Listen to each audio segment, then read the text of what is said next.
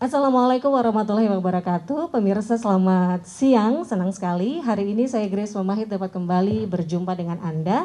Dan saya saat ini berada di mini studio perwakilan BKKBN Provinsi Jawa Timur.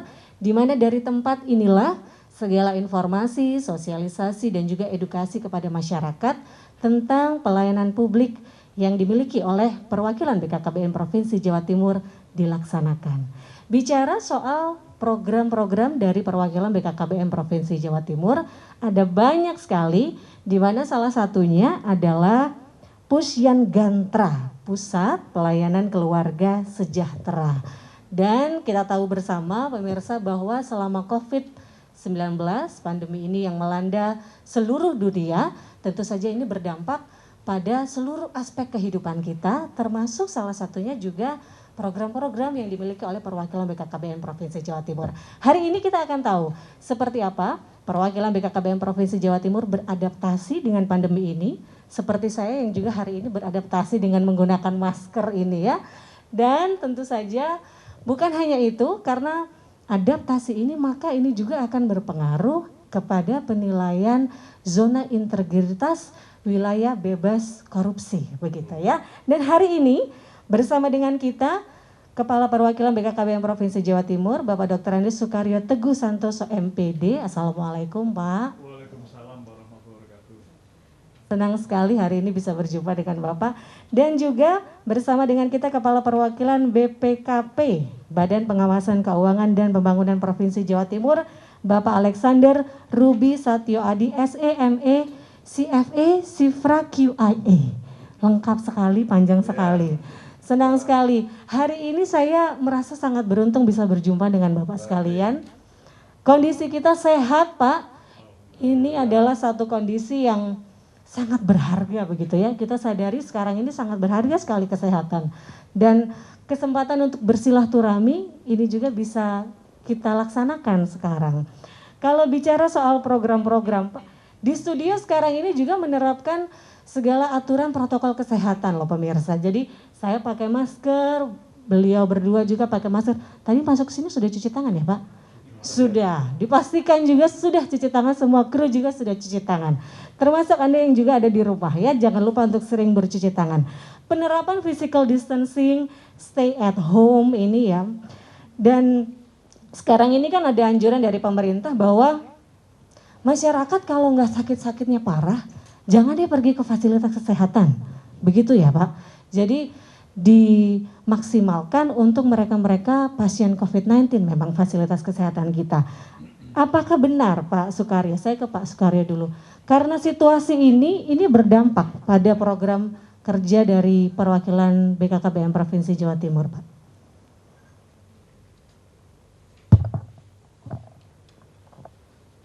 Iya, terima kasih atas pertanyaan awalnya nih Pak Kris. Okay. Dan tentu sebelum saya menjawab nih, BKKBN berkah pada hari ini karena Pak Kaper BPKP rawuh secara pribadi langsung. Luar biasa, ini mitra BKKBN yang sangat hebat lah. Terima kasih Pak Ruby. Memang pandemi COVID-19 ya, itu kan berlangsung di kita ini mulai gencar ini kan antara Februari, Maret lah, Maret, April ini. Di tengah-tengah memang kita pemerintah menerapkan kebijakan untuk pencegahan dan penanggulangan penularan virus corona 19 ini. Ada ya tinggal di rumah, kerja juga di rumah, gitu. Aktivitas apapun di rumah. Semuanya di rumah. Dan menjaga pola atau perilaku hidup bersih dan sehat, cuci tangan, jaga jarak, makanan yang bergizi, istirahat ya, pendek kata dimanjakanlah ya keluarga seperti ini.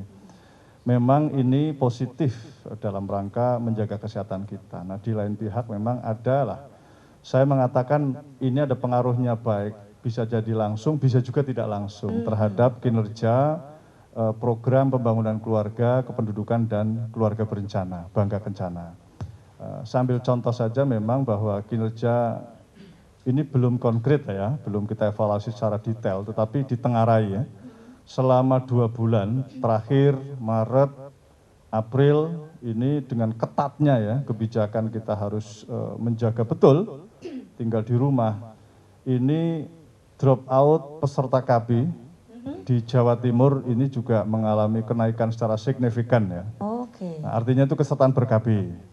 Maka ini mempengaruhi juga menurunnya kesertaan ber-KB total gitu ya.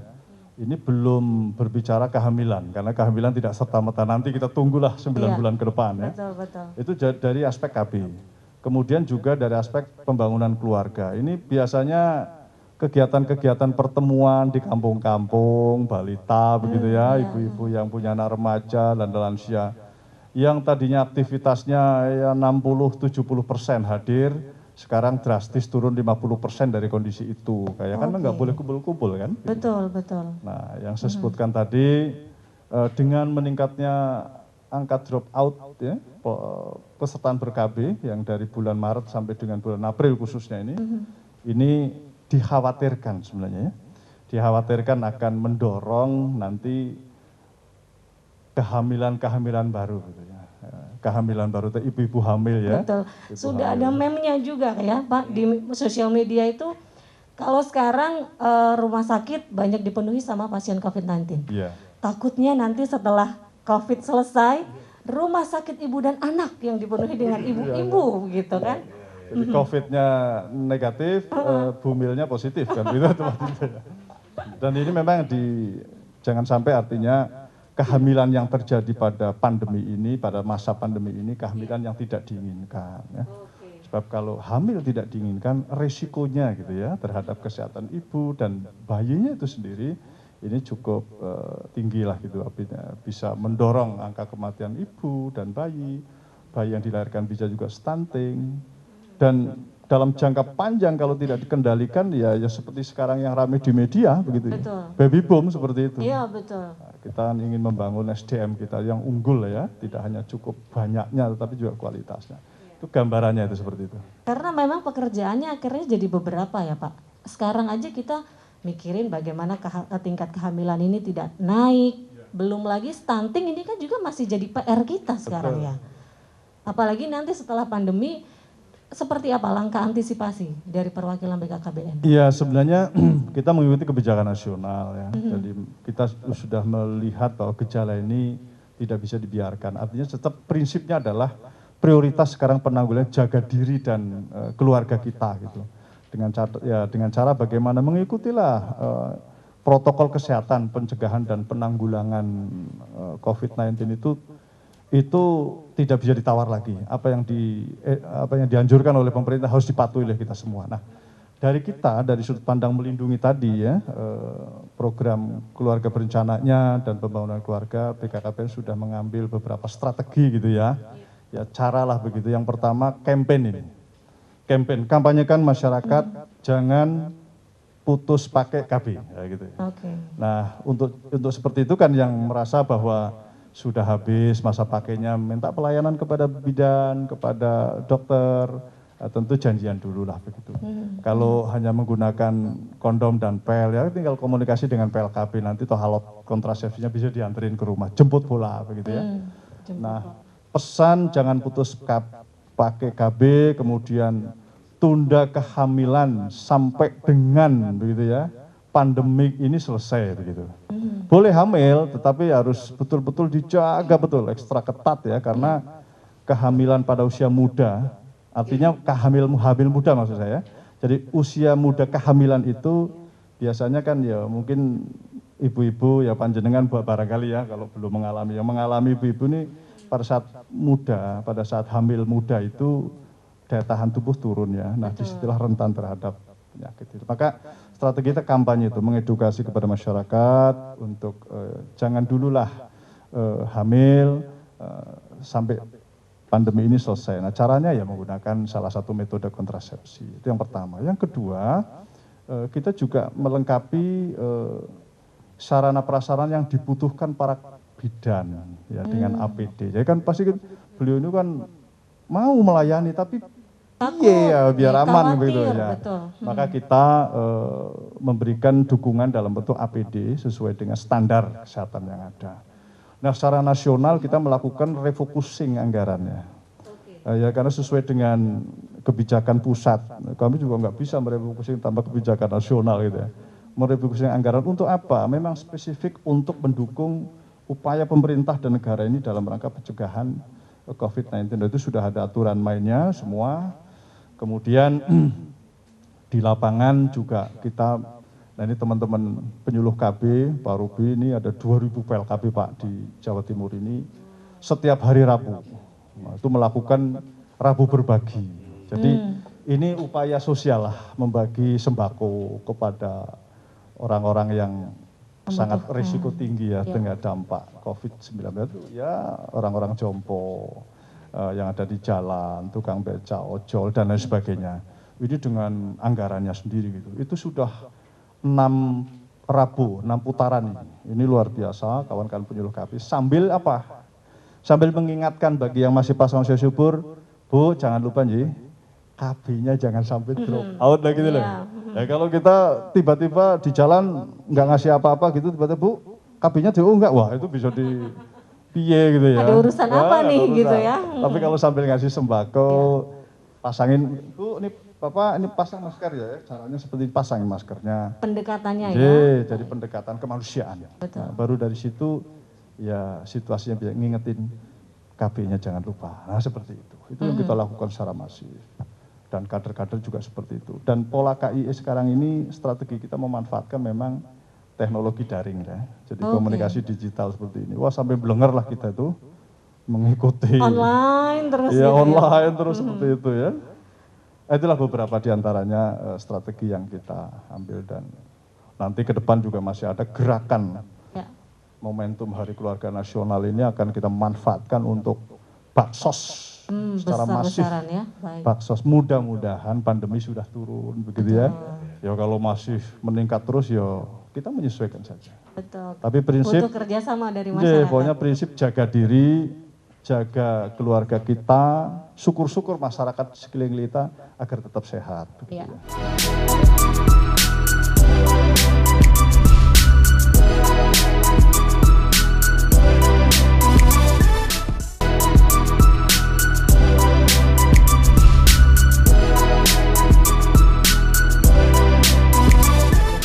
Saya ke Pak Sukaryo dulu sebelum nanti saya ke Pak Ruby. Pak, tadi sempat ngobrolin soal refocusing anggaran gitu. Jadi kan memang kita tahu sekarang ini hampir semua OPD dipangkas besar-besaran anggarannya untuk COVID-19 begitu, termasuk BKKBN. Ngefek Pak sama Pusyengantra. Seperti apa dampaknya itu? Iya ngefek, tapi yang efeknya bukan masalah anggarannya. Jadi Pusyengantra itu kan sebagai pusat pelayanannya ini didirikan sejak tahun 2012-an lah ya. Ini yang selama ini menjadi salah satu bagian pelayanan publik ya. Betul. Ya, jadi pelayanan program kependudukan, KB, pembangunan keluarga kepada masyarakat secara umum, tetapi memang pendekatannya selama ini masih physically datanglah begitu ya untuk mendapatkan konseling misalnya. Ya datanglah ke tempat pusat ini di gedung sebelah kantor BKKBN. Nah praktis dampaknya bukan anggaran sebenarnya. Karena pandemi ini orang nggak usah keluar rumah, diusahakan jangan keluar rumah, maka boro-boro ke pusat pelayanan keluarga sejahtera, ke pasar saja mikir-mikir kan begitu ya. Iya. Ke toko aja mikir-mikir, nah sehingga memang kunjungan ini turun. Ya. Ini tantangan buat BKKBN pada saat pandemi, pelayanan publik yang diselenggarakan oleh pusat pelayanan keluarga sejahtera, itu juga mengalami penurunan partisipasinya loh ya yang datang. Ya kalau sampai dari tahun 2012 sampai 2019 itu cukup signifikan ya, ada 9.000 lebih lah masyarakat yang bisa mengakses. Kita ada dua, yang satu di Airlangga, 3032 ini sebelah kantor, yang satu lagi di Pusyengantra 2 itu di wilayah bagian barat lah, di wilayah Tandes di sana seperti itu. Itu juga sama. Jadi partisipasi publik untuk mengakses pusat pelayanan keluarga sejahtera yang BKKBN Jawa Timur miliki ini memang mengalami penurunan. Tapi ini penurunan ini bukan karena duitnya dipangkas, enggak begitu. Karena situasinya. Tidak ada hubungannya Iya, ya? tidak ada hubungannya. Tapi karena situasinya seperti itu.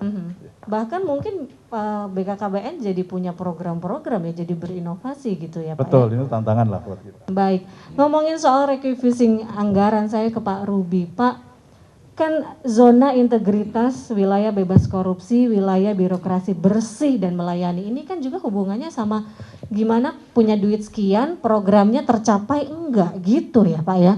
Kalau dengan kondisi ini seperti apa Pak? Baik, Assalamualaikum warahmatullahi wabarakatuh. Selamat pagi, salam sejahtera bagi kita semua. Terima kasih pertanyaannya. Mungkin saya nyapa dulu pemirsa. Selamat pagi semuanya, semoga tetap sehat. Ini ada semuanya. yang di Instagram juga dan di YouTube ini Pak. Siap. Ya. Terima kasih teman-teman juga atas undangannya nih dari BKKBN. Temanya menarik ini karena hubungannya dikaitkan peran BKKBN, kemudian dikaitkan dengan pembangunan zona integritas menuju wilayah bebas korupsi dan wilayah bebas bersih dan melayani BBBM ya. Pertama-tama mungkin saya mau bicara mengenai COVID-nya dulu nih. COVID-19 atau Coronavirus Disease 19 itu terkait dengan penanganannya, pemerintah kan sudah membentuk gugus tugas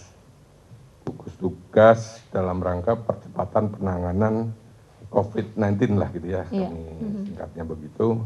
Dan BPKP termasuk di dalamnya Pak, bagian yang untuk mengawal akuntabilitas sesuai dengan tupoksinya BPKP, itu pengawasan kan begitu ya. Mengenai COVID-nya sendiri, sebetulnya kalau ngikuti ya, tadi sudah disinggung Pak Kepala.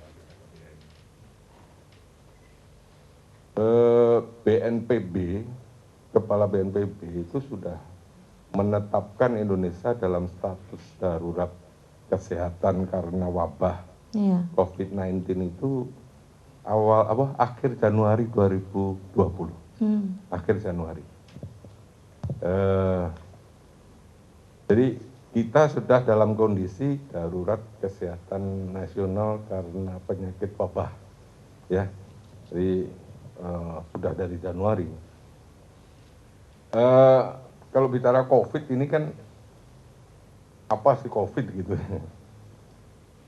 Ada yang dikaitkan dengan sebelumnya ada corona itu udah lama atau apa?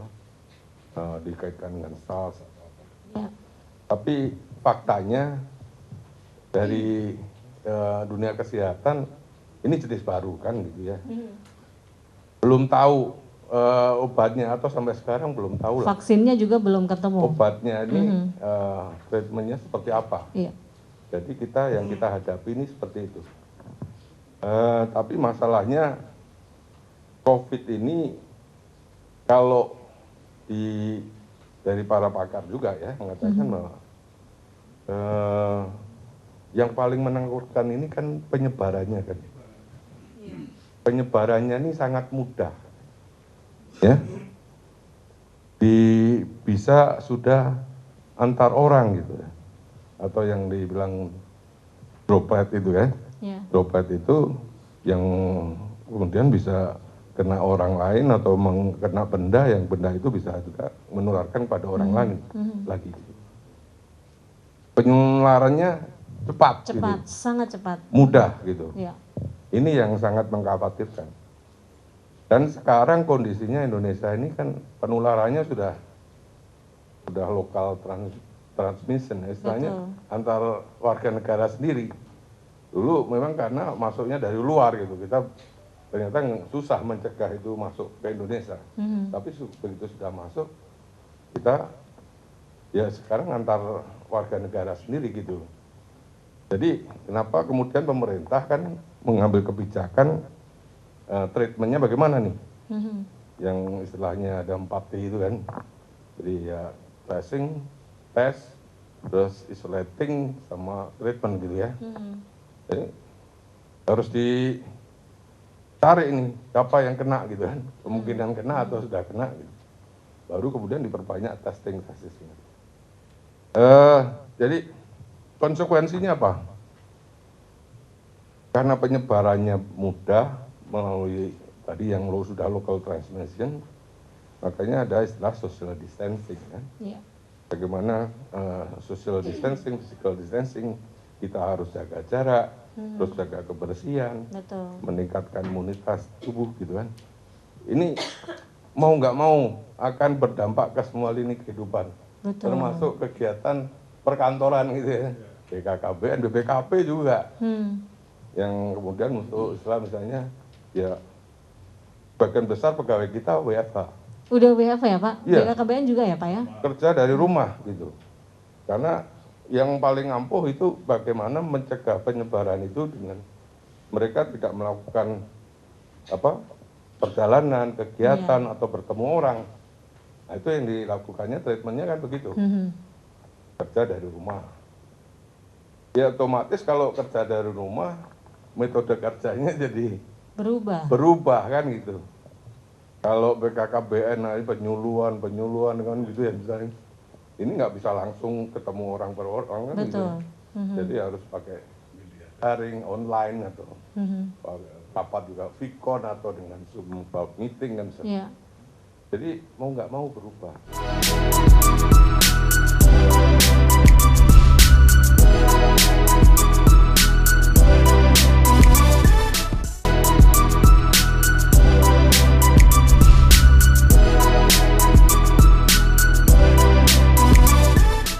Jadi kondisi karena COVID itu artinya sangat berdampak pada kehidupan kita sehari-hari yang selama ini yang normal kita lakukan kita nggak bisa lakukan lagi. Kemudian kalau bicara misalnya kegiatan perkantoran nih, karena disinggung tadi itu bicaranya Inpres 4 ya 2020 kebijakan pemerintah supaya kita itu melakukan refocusing kegiatan, kemudian diikuti dengan realokasi anggaran, dan juga terkait dengan pengadaan barang dan jasa. Maksudnya itu ya semua instansi pemerintah untuk memfokuskan kegiatannya pada bagaimana mempercepat penanganan COVID-19. Itu dituangkan dalam Impres 4 Mbak, 2020. Yang kita harapkan itu COVID ini segera selesai. Tapi kita nggak tahu selesainya itu kapan. Iya, betul. Nah, antisipasi pertama dari pemerintah, udah semua kegiatan kita fokuskan untuk bagaimana mempercepat penanganan COVID ini. Penanganan COVID ini, penjabarannya kan ya mencegah supaya tidak menyebar. Kalau sudah kena kemudian dilakukan treatment seperti apa. Kemudian juga dampak daripada COVID itu sendiri kan sudah masuk ke sektor ekonomi, sektor yang lain sudah terkena. Nah itu yang penanganan itu ruang lingkupnya seperti itu. Kita BKKBN, kita BPKP juga harus fokus pada kegiatan yang prioritas. Jadi prakteknya begini Mbak, mungkin saya kira di BKKBN juga begitu.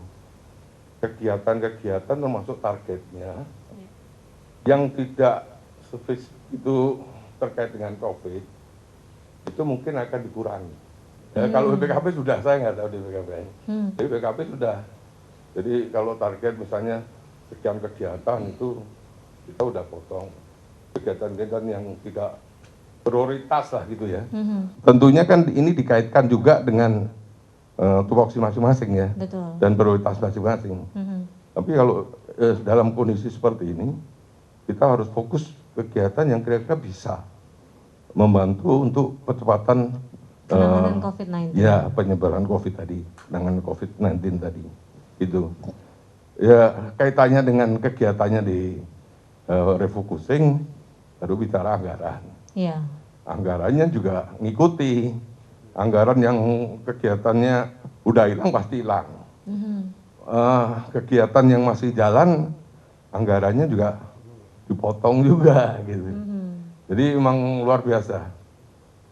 Sampai kemudian pengadaan barang dan jasa yang dalam rangka untuk menghadapi COVID itu sendiri. Meskipun misalnya BKKBN atau BPKP lah ya, tidak langsung kita itu seperti rumah sakit menangani pasien kan enggak. Kami kan untuk pegawai yang masih bisa kerja WFO gitu ya, work from office itu diberikan vitamin apa. Ya. Itu kan dianggarkan juga gitu. Supaya yang kerja di kantor tetap sehat. Sehat. Ya, masker, beli masker gitu. Jadi pengadaan barang jasa kaitan dengan penanganan COVID kita juga anggarkan. Jadi prosesnya seperti itu, Pak. Jadi dampaknya kemudian memang kalau dikaitkan dengan kinerja, harapannya semuanya tetap berjalan sesuai dengan target yang ditetapkan. Betul. Tapi mau nggak mau, saya kira karena metode kerja akhirnya pengaruh toh. Betul, akhirnya target juga berubah jadinya ya kan Pak? Ya target bisa aja mungkin dikurangi atau berubah tapi dikurangi, tapi harapannya itu tetap pegawai itu produktif.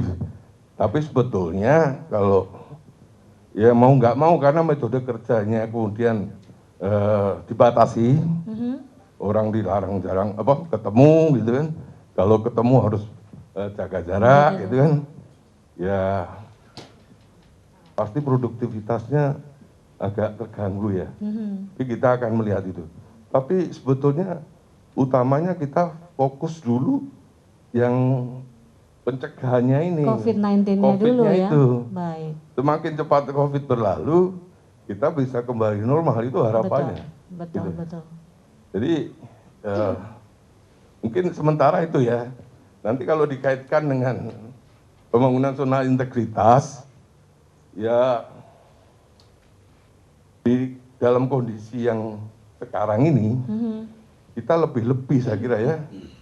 Saya kira apa yang sudah dibangun BPKBN itu dengan zona integritasnya, dengan BPK-nya, bahkan sekarang masuk BBBM, itu luar biasa karena sekarang kondisi sulit gitu ya. Betul. Tapi dituntut kita tetap produktif kan gitu. Anggaran terbatas. Kalau bagi pengawasan yang kita wanti-wanti itu jangan sampai anggaran yang sudah sedikit, tujuannya jelas atau prioritasnya precise lah gitu ya. Harus ini, tapi malah bisa atau digunakan untuk hal yang lain. Nah itu harus dicegah gitu kan. Berarti jangan nanti sampai. dari BPKP juga akan menyesuaikan soal indikator-indikator penilaian ZI ya Pak? Oh iya, ya. Kalau tidak langsung dikaitkan ZI dulu, tapi yang refocusing kegiatan tadi kan sudah dilaksanakan. Iya. Kita sudah laksanakan, sudah ada pemotongan target, pemotongan anggaran gitu. Tapi kalau zona integritas tadi kan sebetulnya ini kegiatan yang memang sudah harusnya sudah di dalam kondisi normal pun harus dilaksanakan kan. Betul. Nah, maksud saya kalau sekarang dalam kondisi COVID itu ini sangat membantu kalau ini sudah terbangun gitu. Gitu. Ya saya kira ya.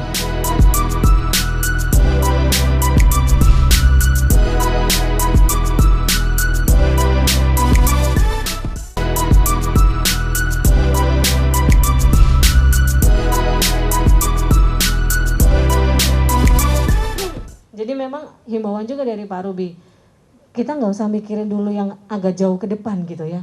COVID-19-nya ini loh gitu ya Pak ya. Ininya dulu kita beresin bareng-bareng, kerja sama bareng-bareng untuk COVID-19. Baru kalau semuanya sudah normal, mari kita pikirkan zona integritas dan lain sebagainya. Begitu ya Pak Ruby?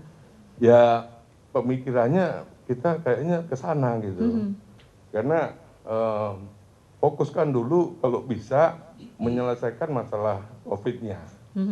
Semakin cepat selesai COVID ini, kondisi bisa kembali normal, kegiatan normal gitu. Tapi ya kita kan nggak tahu. Masalahnya kebijakan itu mungkin kalau pemerintah mikirnya macam-macam kan. Tapi juga kemarin sudah ada himbauan dari Pak Presiden, berdamai dengan corona. Bisa jadi kita ada the new normal, ada satu kondisi normal yang baru yang harus kita beradaptasi dengan itu. Nggak, kalau itu dikaitkan dengan kalau COVID ini sudah selesai, cepat selesai, kita akan coba buka lagi lah pembatasan-pembatasan atau pelonggaran gitu. Tapi pembatasan tadi atau pelonggaran tadi kan dikaitkan dengan sekarang kalaupun nanti sudah mereda COVID, pelaksanaan kegiatan perkantoran itu mungkin metode kerja yang selama ini hanya dalam kondisi mungkin 2 bulan, 3 bulan itu akan bisa dilanjutkan kalau penilaian kita itu bahwa itu juga tidak mengaruhi produktivitas. Jadi ada new norma gitu ya. Iya. Cara kerja kita berubah gitu ya. Mengedepankan daring gitu kan, online, rapat juga pakai online, tidak harus ngumpul-ngumpul. Ya seperti itu metode kerja kita akan banyak berubah. Sekarang sebetulnya industri pembayaran money Elektrik, penggunaan E-money, uang elektronik, elektronik itu disarankan sekali karena betul. Cashless, betul. Saya juga Pak, biasanya Betul. kalau pesan ojek online udah cashless. ya, mudah-mudahan itu kita bisa selesaikan dulu COVID ini. Tapi memang sampai kapan kita itu nggak ngerti, Mbak. Betul. Apakah 3 bulan, ternyata tambah lagi 3 bulan. Masalahnya di apakah kita bisa dengan sangat disiplin melakukan protokol menjaga kesehatan, tidak berkumpul, Betul. tidak berjabat tangan kalau ketemu orang, supaya penyebaran penyakit ini bisa Putus. gitu. Betul, Mbak. diputus mata rantainya. Iya. Ya. Pak Sukaryo tadi kan sempat disampaikan kalau program-program akhirnya juga berubah ya. BKKBN sekarang lebih ke virtual, online. Tantangannya gimana Pak? Ya. Tadi sedikit menyinggung ya dari apa yang disampaikan oleh Pak Ruby, Pak Kapar BPKP, ini luar biasa bahwa sebenarnya ini semangatnya saja. Ya. Kalau kita berbicara situasi pandemi ini, jangan menggunakan prinsip mumpung gitu ya. Mumpung kelonggaran, mumpung pemerintah memberikan kelonggaran, integritas tetap menjadi budaya kita, menjadi budaya kerja kita. Artinya apa? Ya kalaupun ada refocusing, pelaksananya tetap mengacu kepada peraturan undang berlaku. Jangan ada toleransi terhadap katakanlah pengadaan barang dan jasa dan sebagainya. Tetap aturan itu kita tegakkan. Justru ini tantangan buat kita ya.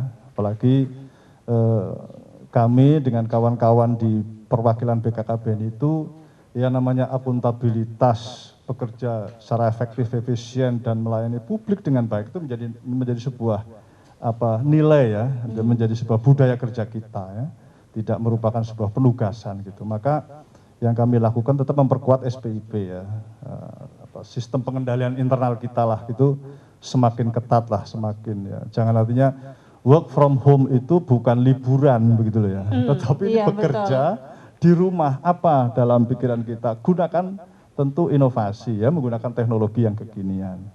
Jadi kami kadang-kadang memang bingung juga ya, di kantor sendirian begitu ya, banyak disposisi, banyak kegiatan, piye caranya, tapi itu tantangan buat kita. Dan inilah barangkali memang alam ya, mendidik untuk kita untuk berubah sesuai dengan zamannya. Maka tetap ujung-ujungnya akuntabilitas tetap harus kita perhatikan dan ditegakkan betul, bekerja secara efisien, efektif, dan publik tidak boleh diabaikan, tetap dilayani secara baik gitu ya. Nah, kemudian terkait dengan pertanyaan Mbak Grace tadi tentang Tantangannya Pak? Tantangan kita. Kalau misalnya edukasi ke masyarakat biasanya ya sebelum COVID-19, orangnya banyak gitu ya. Tapi kalau semuanya, kan sekarang ini semuanya berjalan online gitu. Kayak rapat pun online. Edukasi, sosialisasi kepada masyarakat.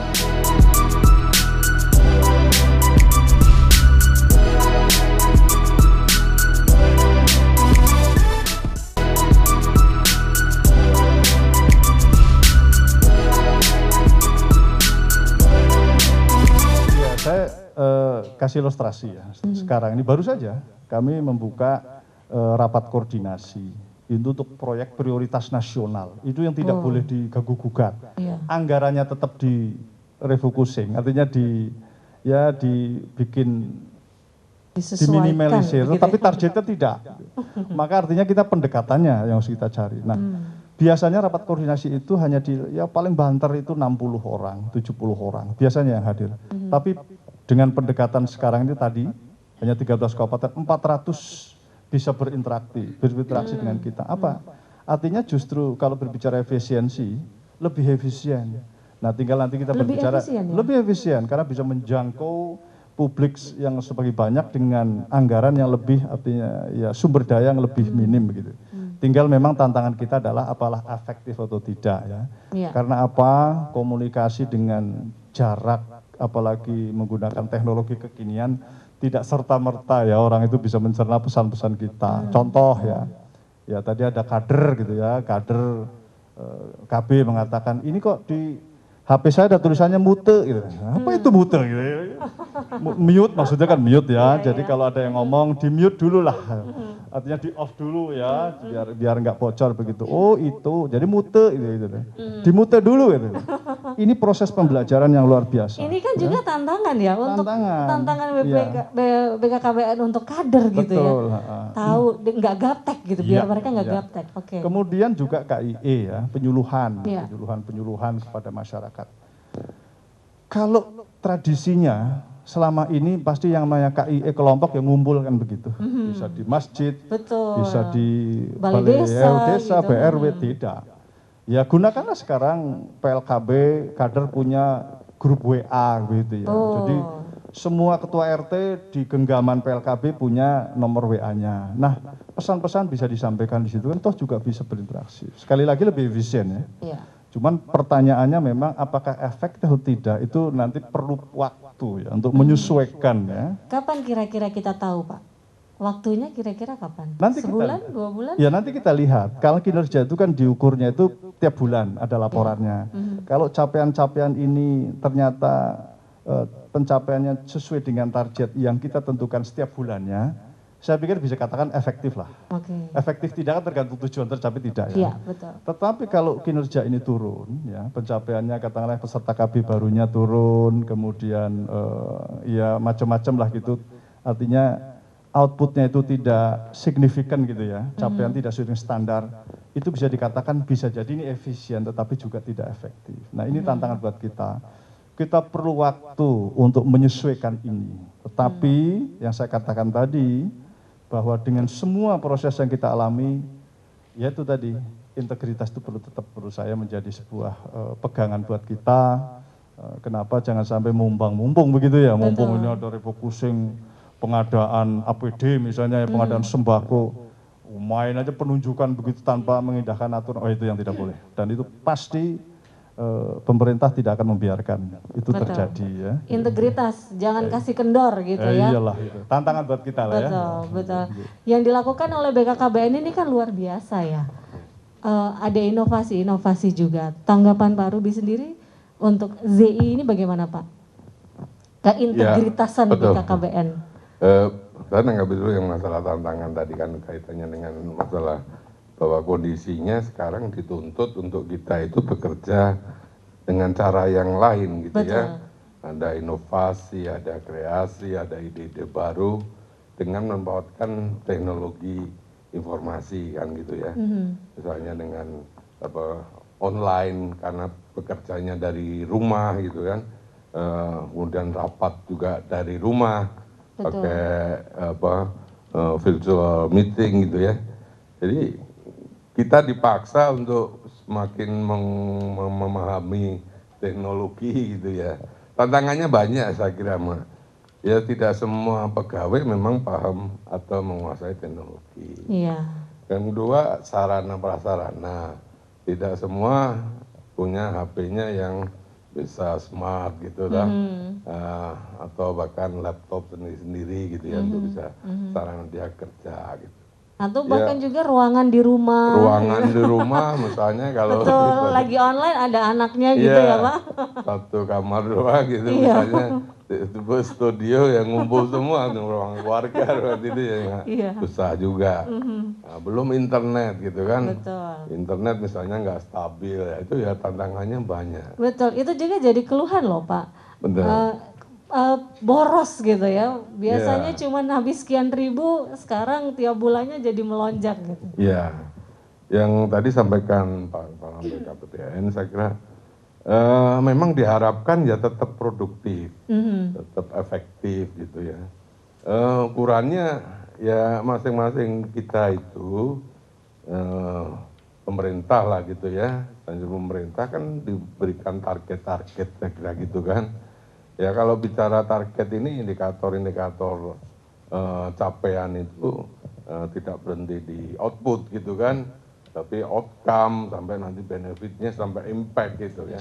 Kalau misalnya seperti BKBN, kegiatannya dilaksanakan, tapi outcome-nya tercapai enggak? Kan Iya, gitu. betul. Kalau kegiatan dilaksanakan bisa aja dilaksanakan, rapat sudah dilaksanakan, oke, outputnya sudah ada. Tapi bahwa misalnya untuk bisa mengauri supaya misalnya saya tingkat yang drop out-nya dari peserta KB-nya jangan tinggi gitu kan, ternyata tinggi. Jadi nanti kalau saat evaluasi lah kita tahu Mbak, apakah dengan metode kerja yang sekarang itu ya yang pasti efisien, tapi memang efektifnya nanti kita lihat kita lihat bersama gitu ya, di kita akhir. setelah melalui penilaian tadi. Itu yang pertama. Yang kedua kaitan dengan ZI ini Mbak ya. Ini saya kira keprihatinan kita bersama pertama ya. Kenapa kita perlu membangun zona integritas ini kan? Kita tahu korupsi di Indonesia ini masih tinggi lah. Ya. Kalau ukurannya IPK ya, Indeks Persepsi Korupsi, Corruption Perception Index yang dikeluarkan oleh TI ya, Transparency International. Setiap tahun TI International itu mengeluarkan CBI atau IPK lah gitu ya. Terakhir Indonesia 2019 itu masih di angka 40 skornya. Dari skala 0 sampai 100. 100 artinya terbersih dari korupsi. Mendekati 0 itu yang terburuk. Iya. Kita masih 40. Iya. Kalau bandingannya ya di bawah median artinya kan. Target kita 45. Nasional. Nasional, Ya. 45 ya. Kecil apa? Ya artinya kan belum tercapai, kita masih 40 harusnya 45 gitu ya. Kalau mediannya di Asia Tenggara itu kalau nggak salah 43 atau 42 ya lupa saya. Artinya kita sendiri capaiannya masih di bawah rata-rata Asia Pasifik misalnya.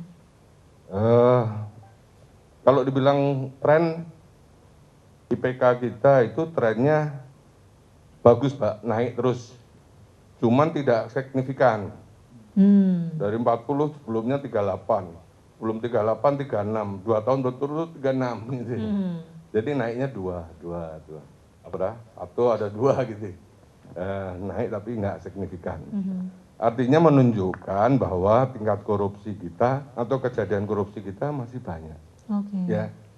Meskipun dari kenaikan itu menunjukkan perbaikan-perbaikannya juga banyak. Upaya pencegahan pembangunan sistem yang dilakukan itu sudah luar biasa. Tapi kayaknya kejadian korupsinya kok masih banyak, yang ini yang tantangannya. Jadi pembangunan zona integritas dan kemudian dilanjutkan kaitan dalam wilayah bebas korupsi, bebas melayani. Ya kita kembali bagaimana sih kita ini caranya untuk bisa melawan korupsi tadi. Betul. Dengan governance gitu ya, dengan membangun tata kelola yang baik. Bangun tata kelola yang baik itu ya dimensinya duanya, bagaimana memberikan pelayanan dengan baik dan juga bagaimana meningkatkan produktivitas dengan baik, kan gitu. Jadi itu yang kita mau tuju. Semua sistem itu dibangun kita untuk bagaimana ujungnya kan kita semakin produktif, kita semakin efektif untuk menunjukkan ujung akhirnya kan misalkan masyarakat. Itu semua bisa tercapai satu kuncinya, kita punya integritas yang baik. Karena risiko yang paling tinggi sekarang itu. Betul sih. Saya kira gitu. Karena kalau kita punya integritas, otomatis kerja benar gitu ya. Jadi nggak akan pikiran untuk korupsi itu nggak ada gitu ya Pak Ruby ya. Tapi di pandemi COVID-19 ini kira-kira bagaimana Pak masih ada korupsi atau gimana? Harapan saya sih adanya COVID-19 indeksnya kita nanti meningkat gitu ya, dari target 45 bisa 50 gitu misalnya. Yang pertama, dalam kondisi seperti ini, penekanan bahwa kita itu integritas kita tadi yang harus dikedepankan, bukan kepentingan lain-lain, nanti kepentingan bagaimana kita mengatasi secara cepat pandemi ini untuk cepat selesai. Jangan berpikir kepentingan lain-lain ya, yang di luar itu atau bahkan untuk kepentingan pribadi yang arahnya ke fraud atau korupsi itu. Ini harapannya Mbak, ini dan tantangannya. Karena ya kita gimana ya, dalam kondisi kadang seperti ini pun pasti orang ada berpikir untuk mendapatkan manfaat. Betul. Untuk keuntungan diri sendiri. Ini yang bahaya, ini yang mengarah-arah kepada fraud atau korupsi tadi. Bagaimana menyalahgunakan kewenangan untuk keuntungan diri pribadi gitu, atau memanfaatkan kesempatan yang ada untuk kepentingan pribadi. Kepentingan pribadi. Itu yang harus kita jagain supaya nggak terjadi gitu. Baik, jadi ini memang menarik ya pemirsa. Jadi bagaimana di tengah pandemi ini pemerintah BKKBN khususnya ini dituntut untuk terus berinovasi sehingga semua capaian-capaian atau target-target dari program itu tercapai, dan semua ini sebenarnya kuncinya hanya satu, yaitu integritas. Begitu ya Pak Ruby ya. Jadi kalau integritas itu kita miliki, maka pikiran untuk mencoba untuk korupsi itu tidak akan mungkin terjadi. Baik pemirsa, Anda juga bisa terus ikuti ya YouTube dan juga Instagram BKKBN Provinsi Jawa Timur untuk tahu informasi-informasi dan juga edukasi-edukasi mengenai program BKKBN Provinsi Jawa Timur. Terakhir, saya ke Bapak, harapan dan juga pesan-pesan untuk masyarakat. Ya, tentu terkait dengan COVID-19 ya. Sekali saya sampaikan tadi di depan bahwa prioritas kita adalah menjaga diri kita masing-masing dan keluarga kita masing-masing dari penularan COVID-19. Oleh karena itu tentu kepatuhan ya terhadap anjuran yang sudah disampaikan berkali-kali oleh pemerintah itu menjadi sebuah keniscayaan. Jadi patuh aja lah kita. Kalau patuh pada negara rasa-rasanya aman, insya Allah lah gitu ya. Amin. Yang pertama. Nah di samping kita melaksanakan protokol kesehatan untuk pencegahan dan penanggulangan COVID-19 ini, jangan lupa jangan sampai muncul persoalan baru. Nah, persoalan baru saya maksudkan tentu bagi keluarga yang saat ini ada kurang lebih ya 7 juta ya, 7 juta hampir 8 juta ini yang peserta KB-nya ini dijaga betul, jangan sampai drop out KB. Nah, jangan dulu hamil lah, sampai dengan nanti pandemi COVID-19 ini selesai. Nah, untuk menjaga keharmonisan dalam rumah tangga bagi yang masih pasangan usia subur, ya gunakanlah metode kontrasepsi yang sesuai dengan pilihannya begitu. Caranya bagaimana? Ya konsultasi kepada para penyuluh KB, konsultasi juga kepada para bidan yang paling dekat, janjian kapan mendapatkan pelayanan. Ya saya mengingatkanlah soal kematian itu Allah lah yang tahu ya. Tetapi kita wajib berikhtiar bahwa kehamilan di masa pagebluk ini sangat berisiko. Baik pada dirinya seorang ibu maupun juga janin yang dikandung, bahkan nanti bayi yang dilahirkan. Oleh karena itu sekali lagi jaga diri kita dan juga keluarga kita dari dahsyatnya ini pandemi COVID-19 itu. Baik, dari Pak Ruby, pesan-pesannya untuk masyarakat Pak? Baik, pertama pesan saya kepada BKKBN dan juga semua ASN, instansi pemerintah yang sudah masih aktif bekerja gitu ya. Tetap semangat jaga kesehatan ya. Itu yang utama gitu. Memang kalau kerjaan ya ada selesainya, tapi utamanya tetap sehat, terapkan protokol kesehatan. Saya kira untuk BKKBN luar biasa menjadi sudah ya memang ada resiko tadi seperti disampaikan, kemudian karena banyak kerja di rumah, kemudian tingkat kehamilan atau mungkin nanti kelahiran meningkat pada saatnya gitu ya. Nah ini saya mungkin nambahin aja, saya kira kalau bisa tuh sekarang tuh malah kita hindari itu rumah sakit kan. Iya. Iya. Karena rumah sakit kayaknya tempat berkumpulnya virus gitu ya. Menakutkan sekali di sana sekarang. Dokter aja berhati-hati sekali gitu kalau begitu udah ada tanda-tanda wah ini kemungkinan COVID dia nggak mau nangani gitu. Nah kalau bisa kita hindarilah gitu ya untuk masyarakat ke rumah sakit, artinya kita harus jaga kesehatan, termasuk juga mungkin ya jangan ambil dulu gitu ya. Yang kedua ya marilah kita kompak ini, karena kalau diri sendiri masing-masing seenaknya sini, maksudnya yang ini saya nggak mau, saya kayaknya sehat, saya jalan aja. Ya ini mungkin dari kita beberapa teman itu sudah 2 bulan taat gitu misalnya ya, kegiatan kalau meskipun ke kantor, ya kantor rumah kayak kemana-mana. Tapi kalau ini nggak diikuti yang lain, teman-teman yang lain misalnya masyarakat nggak disiplin, kayaknya yang tadi disiplin diri 2 minggu, sudah 2 bulan itu patuh akan sia-sia. Harapan saya ya kita kompak lah, mari kita ikuti semua apa yang menjadi arahan pemerintah dengan bersama-sama gitu, kompak, solid, selesai bareng, enak bareng gitu ya, jangan nanti di sini udah selesai, sana belum. Yang ketiganya ya terkait dengan masalah integritas, saya kira ini menjadi tantangan kita semua, bangsa Indonesia, karena ya tadi korupsi di kita masih banyak. Tentunya ini dampaknya luar biasa. Ya banyak pakar sudah mengatakan kenapa kita yang Indonesia ini banyak sumber dayanya melimpah, tapi kok nggak bisa sampai sekarang belum bisa menjadi negara maju, masih negara yang middle, menengah gitu ya. Bahkan ada yang bilang lower, middle tapi lowernya gitu yang rendah. Bagaimana kita harusnya menjadi negara maju? Supaya menjadi negara maju bagaimana? Ya tentunya pertumbuhan ekonominya harus bagus. Untuk bisa mendukung semua itu, integritas itu. Karena semua aturan mau sekuat apa itu sistem, tapi kalau nggak orang yang berintegritas yang menjalankan, kayaknya nggak akan jalan gitu. Nah saya kira ini pentingnya kita untuk berintegritas.